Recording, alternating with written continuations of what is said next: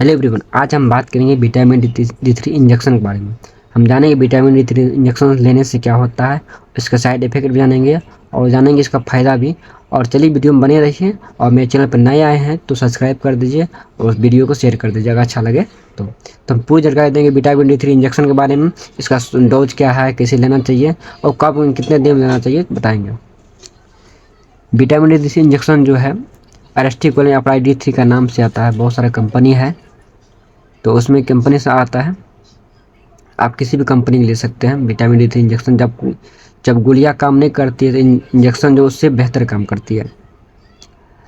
Tablet से ज़्यादा injection काम करती है। जब टैबलेट काम नहीं करती, टैबलेट कितना भी खाने के बाद, तब इंजेक्शन आपको दिया जाता है। विटामिन डी3 इंजेक्शन लेने से इसका हम फायदा भी जानेंगे और विटामिन इंजेक्शन कब लगाना चाहिए तब जानते हैं। जब ब्लड टेस्ट में आपको विटामिन डी3 उसका लेवल कम आता है, तब डॉक्टर द्वारा आपको विटामिन डी3 इंजेक्शन की सलाह दिया जाता है। तो आपको जैसे विटामिन डी3 के लिए मिनिमम चार्ज जितना होता है 30 mg पर मिलियन से नीचे जब आता है तब आप इंजेक्शन लगा सकते हैं। इसका लक्षण क्या क्या, आपको क्या क्या लक्षण दिखने मिल सकता है। जब विटामिन डी3 घटता है तो आपको क्या क्या लक्षण दिख सकता है, चलिए जानते हैं। आपको जो लगातार थकान, मांसपेशी में दर्द, कमजोरी, जोड़ों में दर्द हो सकती है, हड्डियाँ कमज़ोर हो सकती है। उसके बाद यदि आपको शरीर में पेट में संबंधित बीमारी जैसे सीलियाक रोग या क्रोहन रोग के कारण विटामिन डी3 को गोलियों के रूप में नहीं सोख पा रहे हैं, तब दिया जाता है इंजेक्शन। या आप किसी तरह आप टेबलेट नहीं खा सकते हैं या किसी प्रॉब्लम से, तो आप इंजेक्शन लगा सकते हैं विटामिन डी3 घटा है तब। या यदि आप लंबे समय तक घर के अंदर रहते हैं या धूप में नहीं निकलते मॉर्निंग टाइम में, तो अब विटामिन डी3 की कमी हो सकती है, तब आप इंजेक्शन लगा सकते हैं। इसका चलिए फ़ायदे हम जानते हैं। फ़ायदे क्या क्या है। यह शरीर में कैल्शियम के अवशोषण को बढ़ाकर हड्डियों को कमजोरी से बचाता है। गोलियों की तुलना में इंजेक्शन विटामिन डी3 के स्तर को जल्दी और प्रभावी ढंग से बढ़ाता है। मतलब जितना भी टैबलेट होता है, टैबलेट खाने के बाद अगर असर नहीं करता है तो आप इंजेक्शन लगा सकते हैं विटामिन डी3 किसी भी कंपनी का। कैचेट का आता है, एरिस्टो का आता है, अपराइज आता है, बाइटू का आता है, बहुत सारे कंपनी आता है। हर कंपनी अलग अलग MRP होता है। किसी मेडिकल स्टोर पर जाइएगा, ले लीजिएगा, नहीं डॉक्टर की सलाह से लेना है। यह इमोटिव पावर जो होती है उसको मजबूत करता है, बीमारियों से लड़ने की क्षमता बढ़ाता है।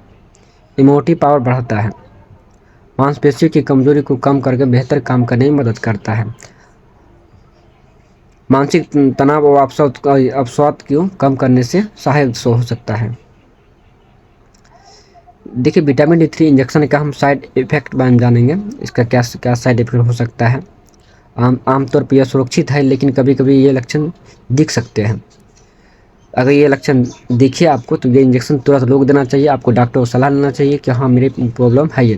तो इसका लक्षण हम जानते हैं। इंजेक्शन लगने के बाद त्वचा पर जहाँ आप इंजेक्शन लिए हैं वहाँ आपको सूजन हो सकता है, लाल हो सकता है, चकत्ता भी हो सकता है। या ज़्यादा डोज लेने के बाद आपको पेट खराब, उल्टी या चक्कर आ सकता है, या पेट में दर्द या कब्ज हो सकता है ज़्यादा ओवरडोज लेने के बाद। दुर्लभ मामलों में इससे गुर्दों की पथरी या शरीर में अधिक कैल्शियम हो सकते हैं। अब किडनी स्टोन है या किडनी से कोई प्रॉब्लम या लीवर डैमेज है तो आप इंजेक्शन नहीं ले सकते हैं। ये इंजेक्शन खुद से नहीं लेना है। इंजेक्शन जब लीजिएगा कहीं भी तो मांसपेशी में इंजेक्शन लगाना है। ब्लड टेस्ट इंजेक्शन से पहले और बाद में विटामिन डी, कैल्शियम के स्तर को जांच जरूरी है।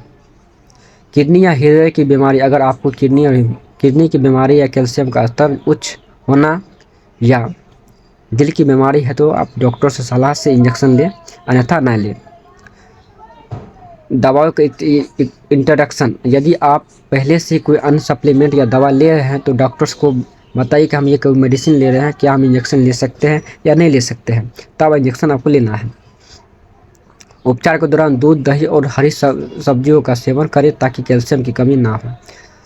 आमतौर पर यह इंजेक्शन का असर 3 से 6 मिनट तक रहता है, लेकिन यह आपकी कमी की गंभीरता पर निर्भर करता है। मेरा मकसद है आपको जानकारी देना, मेरा मकसद नहीं है कि आपको मैं इंजेक्शन दे सकूं या आपको लेने के लिए बोले। आपको नज़दीकी हॉस्पिटल जाके इंजेक्शन ले लीजिए। और मेरे वीडियो से सहमत है आप लाइक करिए, सब्सक्राइब करिए। मैं ऐसे ही वीडियो बना के डालूँगा। धन्यवाद।